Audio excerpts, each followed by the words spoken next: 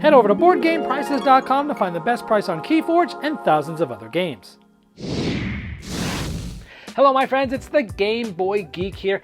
Last year, RIchard Garfield's Keyforge Call of the Archon really swept the gaming industry by storm by having this unique deck system where every deck that's out there will be completely unique from everyone else's and you just play against each other. It's a fascinating concept. Well, this year, they've now come out with more new cards in a new set called Keyforge Age of Ascension. So I have gotten a starter kit for this, and I have 2 decks in there. So this video is just going to basically show you some of the new cards, what they look like, what they do, some of the new keywords that are in this set, just to give you a feeling for what these new cards look and feel like and act like. So let's take a look.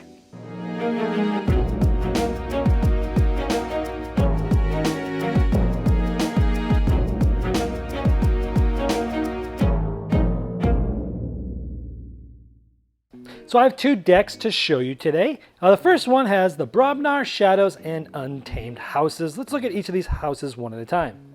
So looking at these, let's go left to right. The first one is a creature. Each time your opponent plays a creature, you gain an ember. That's pretty cool. The next one is this creature gains Hazardous 3. It's an upgrade. And I like how they had enough room that they actually added what it actually does before the creature's attacked. You deal 3 damage to the attacking enemy. The next one's an artifact that the action allows you to choose a creature, and then for the remainder of that turn, the creature loses Taunt and Elusive. That's cool. And Mimicry, it's an action that allows you to play this card and then treat it as a copy of an action card in your opponent's discard pile. Okay, moving on through this Untamed House. The first one is an action that allows you to return up to 3 artifacts to their owner's hands. The next one allows you to, the opponents cannot use creatures to fight on their next turn. Kind of gives you some recourse there. The next one gives you that hazard 3, but it also allows you to gain an ember if your opponent's creature reaps. And the next one allows you to deal 2 damage to each enemy flank and 1 to each enemy creature not on the flank, which is kind of cool.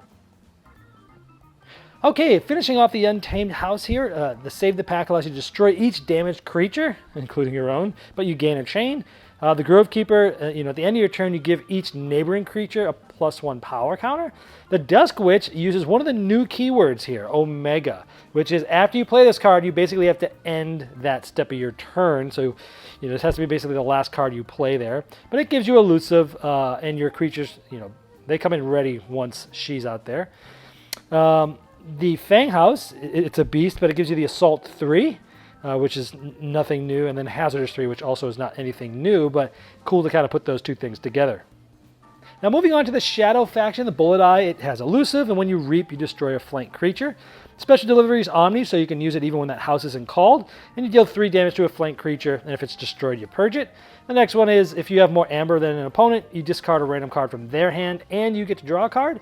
And Merkins allows you to choose a random card in your opponent's archives, or the top card of your opponent's deck, and then you get to play that card as if it were yours. And moving through the Shadow faction, Lights Out is an action that allows you to return 2 enemy creatures to their owner's hands, get them out of that battlefield. Whistling Darts is, you deal 1 damage to each enemy creature. Swindling says Alpha. This is another one. We showed you the Omega keyword where it has to be the last card played. Alpha, this has to be the first card played, but it's also Omega, so this is the only card you can play that turn. That's kind of cool putting both of those together. But when you play it, you steal 3 Ember. And then Nerve Blast allows you to steal an Ember, and if you do, you deal 2 damage to a creature. And finishing up the Shadow faction in this deck, Knuckles has Elusive and Skirmish. Bad Penny, I have 3 copies of that in this deck. Only a power of 1, but when it's destroyed, it goes back to your hand. Now moving on to the Brobnar faction in this deck, Lava Ball deals 4 damage to a creature and then splashes 2 more damage to adjacent creatures. The next one is after you forge a key, you deal 2 damage to each enemy creature. That's really cool. Relentless Assault is an action that you ready and fight with up to 3 different friendly creatures, 1 at a time. And the last one here, it attacks and destroys a creature. You may deal 2 more damage to a creature. With the Flame Wake Shaman, you can deal 2 damage to a creature while it's played. The Tremor action allows you to stun a creature and each of its neighbors. Pound, you deal 2 damage to a creature, and it splashes 1 to an adjacent creature. And the Grok allows, if you fight and you are still alive, your opponent loses an Ember. And to finish off this deck, the Ganger Chieftain As you play it, you can ready and fight with a neighboring creature. That's really cool. Someone already fought, you bring him in, and boom, he's ready and fighting again. With the Foozle, when you reap, if an enemy creature has been destroyed that turn, you gain an Ember. Coward's End is an action that it destroys each undamaged creature, but you have to gain 3 chains. And the last one is before fight, you deal 5 to the neighbor of the creature that this one fights. Now let's look at the other deck that I have, which has 2 of the 3 houses from before, Shadows and Brobnar, but instead of the Untamed, it has logos. So in the Shadows faction, Long Fused is an artifact that if you sacrifice it, you deal 3 damage to each enemy creature not on a flank. The next one's Skirmish, so it does not get dealt attacks back when it fights. And when you play it, your opponent gains an Ember, but when this is destroyed, you steal 3 Ember. The next one is essentially a creature that the action is to steal an Ember.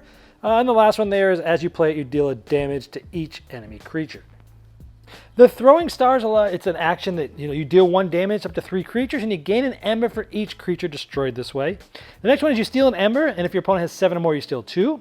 The next one has another new keyword for this set, Deploy, which means you can put it anywhere in your battlefield, not just out on a flank. And it gains elusive, but so does its neighbors. And Dust Chronicles, if your opponent has more Ember than you, you draw a card. And if you have more Ember than your opponent, you archive a card. So cool that this Shadow one can actually archive a card, which kind of is like the logos thing to do, but cool that the Shadow faction can do that. And I took out any duplicate cards, the ones we saw before, so the last of the Shadow faction was 9, and it has Taunt, and it enters the play stunned, though. And moving on to the Brobnar faction, I love the name here. Take that, Smarty Pants. As you play, you steal 2 Ember if your opponent has 3 or more logos house cards in play. Interesting, this deck that card's really cool against the logos. Blood Money, it's an action that you place 2 Ember from the common supply on an enemy creature. Lollipop the Titanic is an 11. However, when it's attacked, it deals no damage. Then Into the Fray is an action that, for the rest of the turn, a friendly Brobnar creature gains fight, ready this creature. Now the Groggins, when it's used to fight, it can only attack flank creatures. In the Gauntlet of Command, it's a artifact that allows you to ready and fight with a friendly creature. First Blood has that new keyword Alpha, so you got to play it first. But you get to deal 2 damage for each friendly Brobnar creature you have out, and you must divide that damage among any number of creatures. So it's free for all. You can put it any way you want. And the 1-2 Punch, it's an action where you stun an enemy creature, but if it's already stunned, then you destroy it. Now here for the Logos faction, the Replicator, when you reap, it allows you to activate the reap on another card, but it doesn't exhaust it. Memory Chip allows you, when you're using that house, to archive a card. Director of ZXY has elusive, but at the start of your turn, you archive the top of card of your deck. And the Titan mechanic, it's a creature that, while it's on a flank, each key costs 1 less. Now for Poke, you deal damage to an enemy creature, and if it destroys it, you draw a card. The next one, the Library of Babel, is an artifact where you get to draw a card. The next one, Hexpion, it allows you to archive this card and the top card of your deck once this is destroyed. So instead of going to your discard, it goes into your archive. And the last one there, as you play, you look at the top 3 cards of your deck and add 1 to your hand, discard the others. Now here's the last 2 cards I'm going to show. The one on the left is really cool. Not only does it get elusive, but each card on each side of it, when it gets destroyed, goes into the archive. And the Cutthroat Research, as you play it, you steal 2 Ember if your opponent has 8 or more, but that's pretty much all the cards in both decks that I've got. All right, well there you got to see it, and oddly enough, again, the 2 decks I got, 2 of the houses were the same, which was pretty interesting, which could be good, could be bad. It was good for the video because you got to see more of of some of the specific houses, but you didn't get to see all of, you only got to see 4 separate houses. But I was able to, in those cards, show you some of the new keywords that are there, like the Alpha and the Omega and Deploy and things like that, which was cool.